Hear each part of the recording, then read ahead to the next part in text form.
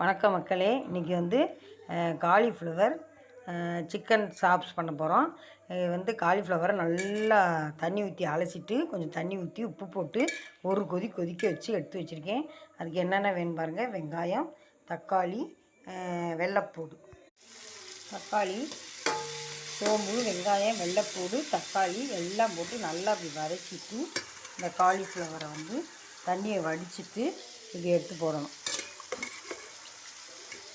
இது போட்டு நல்லா வதக்கணும். புரியுதுங்களா? வணக்கம் மக்களே, இங்கே பாருங்கள். எல்லாம் போட்டு மசால் பொடியெல்லாம் போட்டு இப்படி நல்லா மூடி வச்சு வேக வச்சுன்னு வச்சுங்க. இப்போ சூப்பரான காலிஃப்ளவர் சிக்கன் மசாலா ரெடி ஆகிடும். பார்த்தீங்களா? வேறு ஒன்றுமே போடல. கொஞ்சம் மஞ்சள்தூள், கொஞ்சம் சிக்கன் 65 பவுடர், அவ்வளோதான் போட்டிருக்கேன்.